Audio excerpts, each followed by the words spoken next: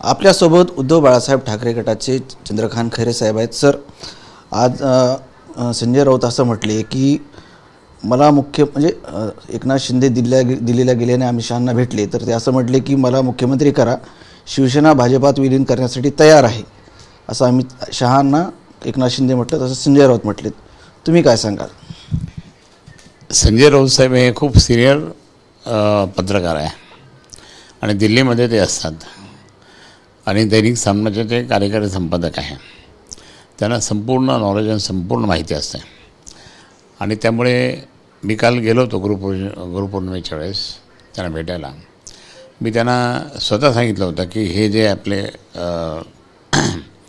काल एका खासदारांनी जे बोललं ना, त्यांचं मुंबईत घर आहे परंतु दिल्लीमध्ये पण असतात ते आणि अनेक मोठ्या मोठ्या लोकांशी त्यांचा संबंध आहे. हे ते माझ्याबरोबर 2 वर्ष होते ते दुबे, तर ते 2 वर्ष माझ्याबरोबर 2 टर्म माझ्याबरोबर होते. त्यावेळेस आम्ही टूरला गेलो असताना तो सहज बोलता बोलून गेला होता, ते मला लक्षात होतं. तसंच हे जे आत्ता संजय राऊत साहेब बोलले ते अगदी 100% बरोबर आहे. दिल्लीमध्ये त्या ठिकाणी सर्व पत्रकारांमध्ये आम्हाला काय माहीत नसतं, पण पत्रकारांना सगळ्या गोष्टी माहीत असतात. तर त्यामुळे हे जे आहे तर त्यांना जे सांगितलेलं त्यांनी सांगितलं ते 100% खरं असतं.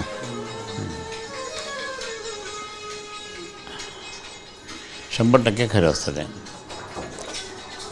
दुसरा असा विषय की संजय शिरसाट पालकमंत्री आहेत, सामाजिक न्यायमंत्री आहेत, त्यांचा एक व्हिडिओ समोर आला आहे. त्याच्यामध्ये ते एका बेडरूममध्ये आहेत आणि पैशाचे बंडल असे बॅग त्यांच्या बाजूला दिसत आहेत. मी या ठिकाणी संजय शिरसाट यांना सांगेन की कोणत्याही परिस्थितीमध्ये लाडक्या बहिणी ज्या आहेत तर लाडक्या बहिणींना दिलेलं नाही. ज्या नोटा समोर दिसतात त्या समोरच्या नोटा त्या ठिकाणी जर लाडक्या बहिणीने दिले तर तुमचं नाव होईल. आणि हेच नाही तर मी हे सांगेल की शिरसाट साहेबांनी त्या ठिकाणी ज्या पद्धतीने म्हणजे आता ठीक आहे, सगळ्यांना माहिती आहे 50 खोके एकदम ओके हे सगळं माहिती आहे. आदित्य साहेब म्हटले की ते एखाद्या वेळेस ते एखादा खोकं त्याच्यात असेल बाजूला ठेवलं ते निघालं असेल, परंतु ते 2 कुत्रे म्हणजे ते त्यांचे जे कुत्रे त्यांच्याकडे पाळलेले कुत्रे ते समोर म्हणजे कोणी हात लावू नये म्हणून ते पण आहे असं पण दिसतं.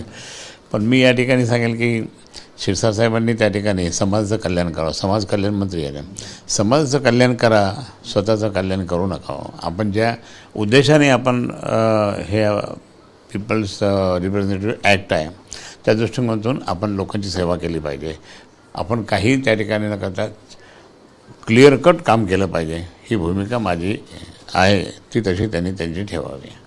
सर, दुसरं तुम्ही बघितलं असं संजय गायकवाड आहेत, बुलढाण्याचे आमदार आहेत संजय गायकवाड शिंदे गटाचे, त्यांनी कॅन्टीनमध्ये एका वेटरला मारहाण केली.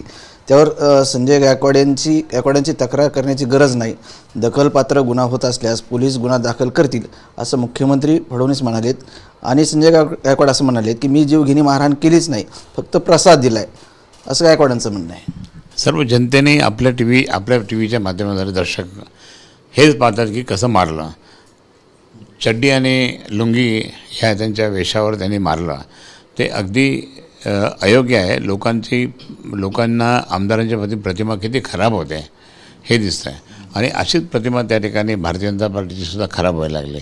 तरी पण मला एक समजत नाही, आमचे जुने मित्र देवेंद्रजी हे का त्यांना वाचवता हे तुम्हाला दिसत नाही का? याच्या जागी जर दुसरा कोणी एखादा आघाडीचा जर आमदार असता त्याच्यावर लगेच गुन्हा दाखल करून टाकला असता, सस्पेंड केलं असतं त्या नार्वेकर पण म्हणजे हे लगेच सस्पेंड केलं असतं. पण आता इथे नार्वेकर काही करत नाही, मुख्यमंत्री काही करत नाही, म्हणजे इतका दबाव कोणाचा आहे हे माहिती घेतली पाहिजे.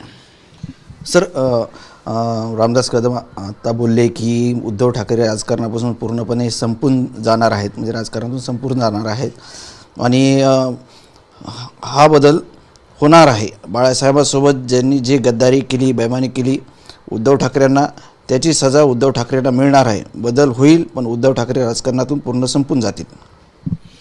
कोण म्हटलं ते? रामदास कदम आता सध्या कुठंच नाही आहे.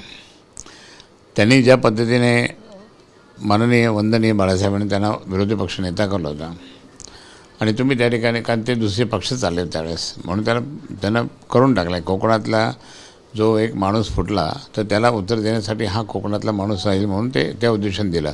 पण प्रत्यक्षात मी या ठिकाणी सांगतो तुम्हाला की रामदास कदम कसे आहे काय आहे मला सगळं माहीत आहे. मी अनेक वर्षापासून पाहतो, अनेक वर्ष बरोबर पण होतो आम्ही. इथेसुद्धा ते पालकमंत्री होते. पण अशा ह्या काहीतरी वायफळ गोष्टी करून उद्धव साहेबांनी काय गद्दारी केली? गद्दारी तुम्ही केली हो. गद्दारी एकनाथ शिंदेंच्या बरोबर जाऊन यांनी पूर्ण 40 आमदारांनी केलेली, त्यामुळे हे पण होते. आणि मग हे तर आमदार नव्हते, परंतु हे पण होते. पण मला या ठिकाणी सांगायचं, तुम्ही काय कोणाशी बोलता, कशाबद्दल बोलता? ज्या उद्धव साहेबांनी तुम्हाला इतके मोठं काम म्हणजे पद दिलं होतं, आमच्या जिल्ह्याचं पालकमंत्रीपद दिलं होतं, ते जसे म्हटले तसं त्या ठिकाणी साहेब होकार द्यायचे. इतकं केल्यानंतर तुम्ही त्या उद्धव साहेबांच्यावरती असं बोलता, बरोबर नाही. तुम्ही गद्दारी केली आहे, रामदास कदमने गद्दारी केलेली आहे. नक्कीच होते माजी खासदार चंद्रकांत खैरे. कॅमेरामन हर्षल निकमसह संजय सर्वोदय, TV9 मराठी, छत्रपती संभाजीनगर.